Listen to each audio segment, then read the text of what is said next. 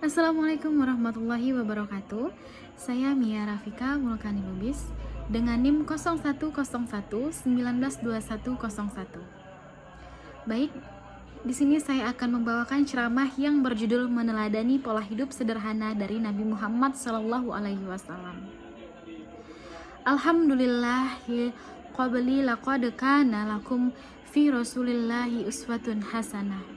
Asyhadu an la ilaha illallah wahdahu la syarikalah wa asyhadu anna Muhammadan abduhu wa rasuluh wa mustaq. Allahumma sholli wa sallim wa barik ala sayyidina Muhammadin la nabi ba'da. Hadirin semua yang berbahagia dan dimuliakan Allah Subhanahu wa taala. Anjuran untuk hidup sederhana memang sudah lama terdengar oleh kita semua, baik oleh orang yang hidup di kota atau orang yang hidup di desa-desa. Akan tetapi dilihat dari kenyataannya, anjuran itu cuma sekedar sebagaimana harusnya. Sebab masih banyak orang yang hidup bermewah-mewahan dan mengeluarkan uang bukan untuk yang pantas atau seharusnya, yang selaras dengan ajaran agama Islam. Untuk kaum muslimin, seyogyanya hidup sederhana itu sudah ada pola yang harus kita tiru. Ada contoh yang paling baik dalam kesederhanaan yang harus kita tiru, yaitu contoh yang sudah dijalankan oleh Nabi kita, Nabi Muhammad SAW. Jika kita telaah hadis-hadis dan sejarah Rasulullah SAW, kita temui bahwa Rasulullah itu selama hidupnya sangat sederhana, jauh dari kata kemewahan, baik di dalam rumah tangga ataupun dalam berpakaian, yang mana di dalam tingkah lakunya itu menjadi contoh yang paling baik. Di dalam hal ini memang sudah diakui oleh para ahli sejarah, baik dari kalangan umat Islam maupun dari kalangan orang-orang luar agama Islam. Kalangan orang-orang luar agama Islam seperti yang diceritakan oleh ahli sejarah dari kalangan Orientalis Barat, diantaranya seperti Philip Kahiti dalam buku karangannya, yang menjelaskannya begini: walaupun Muhammad sudah sampai pada puncak kemuliaannya, tapi cara hidupnya tetap saja sederhana, seperti waktu dirinya sebelum dikenal oleh umum. Tempat kediamannya terbuat dari tanah, sedangkan kamar-kamarnya yang tidak seberapa, cuma bisa dimasuki dari satu pelataran saja, yang tidak ada bedanya dengan keadaan rumah-rumah di negara Arab yang miskin. Di sini menjadi satu bukti yang diakui oleh para ahli sejarah bangsa Barat yang tidak beragama Islam, yang menerangkan bagaimana cara sederhananya Nabi kita semua, Nabi Muhammad, ketika semasa hidupnya. Jika ditelaah, pantaslah cara hidup Rasulullah itu ditiru di dalam kesederhanaannya. Di dalam sejarah hidupnya Rasulullah, sering diceritakannya bahwa beliau kadang-kadang terlihat sedang memperbaiki pakaiannya dikerjakan oleh beliau sendiri, dan beliau selamanya bersedia menerima siapa saja yang akan bertamu, diterima sewaktu-waktu, asalkan beliau sedang berada di rumahnya. Nah, di dalam buku yang berjudul The Quran, karangan Dr. S. Kaiser, dikatakan seperti ini: Muhammad itu tidak suka dihormat-hormat secara istimewa. Beliau tidak mau dihormat-hormat secara fisik oleh para sahabatnya. Malahan beliau itu tidak membiarkan para pembantunya mengerjakan pekerjaan yang beliau sendiri bisa mengerjakannya, begitu. Beliau sering belanja sendiri ke pasar dan memasak sendiri, menjahit bajunya yang sobek, memerah susu kambing oleh sendirinya, dan bahkan menyapu halaman rumahnya sendiri. Ini jelas-jelas keterangan diceritakan oleh ahli sejarah bangsa Barat di dalam bukunya, yang sudah menggali sejarah hidupnya Nabi Muhammad SAW. Satu orang yang dipandang agung akhlaknya di dunia ini, yang memimpin pemerintahan, mengatur masyarakat dan negara, bahkan sudah menaklukkan kerajaan yang besar pada masa itu, seperti kerajaan Romawi dan kerajaan Persia. Diriwayatkan dalam sebuah hadis Imam Al-Bukhari, Imam Muslim, dan yang lainnya, diceritakan dari sahabat Amir bin Al-Haris, Nabi Muhammad SAW menjauhi kemewahan dunia, tidak suka disanjung-sanjung dan dipuji oleh cerita yang lebih dan dari batas abdinya Allah Subhanahu wa Ta'ala. Siti Aisyah menceritakan dari kesederhanaan Nabi Muhammad menjauhi dari kemewahan dunia.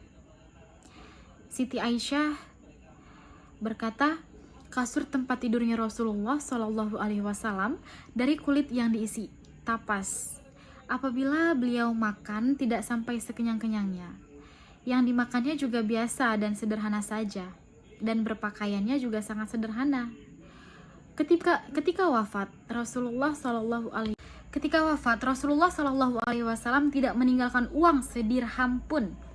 Beliau hanya meninggalkan bagal yang rupa warnanya putih dan alat-alat senjata dan tanah yang oleh beliau sudah disedekahkan.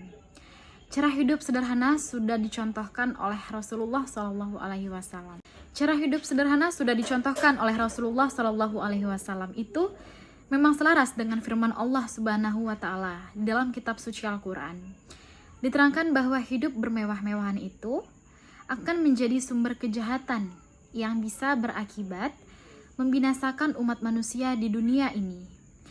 Di dalam surah ayat 34 sampai 35 Allah berfirman, A'udzubillahi minasyaitonirrajim. Bismillahirrahmanirrahim. Wa ma arsalna fi qaryatin man yadhiri illa qala masrufuha inna bima ursiltum bihi kafirun wa qalu nahnu aktsaru amwalan wa aulada wa ma nahnu bimu'adzibinin, yang berarti, dan tidaklah kami tidak mengirimkan utusan pemberi peringatan pada suatu negeri kecuali orang-orang yang hidup mewah di negeri itu, dan berkata, sesungguhnya kami tidak mempercayai pada kerasulanmu.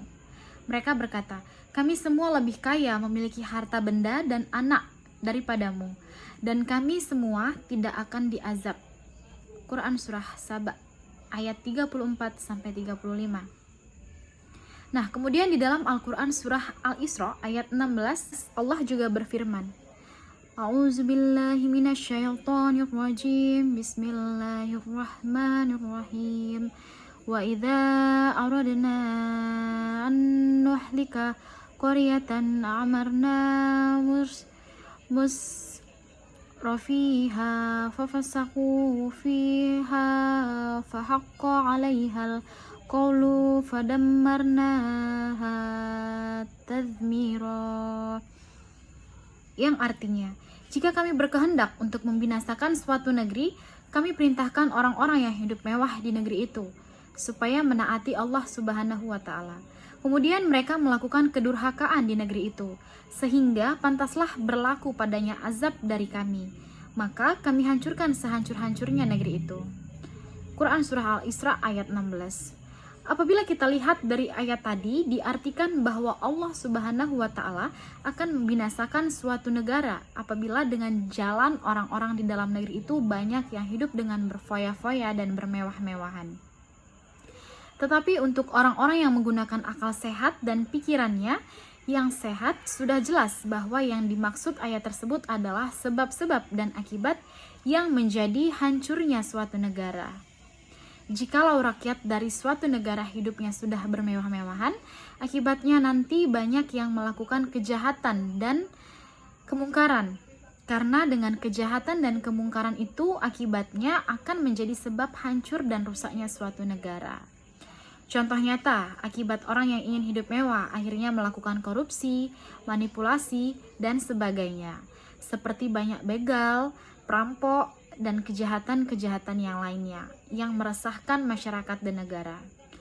Agama Islam tidak melarang orang yang berusaha dan mempunyai kekayaan, tetapi bukan untuk harus dipamerkan di depan mata orang yang hidupnya sengsara. Sebab jika seperti itu, orang yang hidup sengsara akan merasa mereka yang terabaikan dan terhinakan, yang akhirnya mereka benci kepada orang kaya. Apalagi jika mereka orang kaya itu sama sekali tidak memperhatikan penderitaan orang-orang yang miskin dan sengsara. Membiarkan tanpa perhatian, akibatnya orang yang miskin itu pun mendendam di dalam hatinya, yang bisa mengakibatkan timbulnya berontak yang akan membuat resah negara dan masyarakat. Nah, contoh hidup sederhana untuk kita sebagai umat muslim cukup dengan menggunakan pola hidup sederhana yang sudah dicontohkan oleh baginda Nabi Muhammad SAW.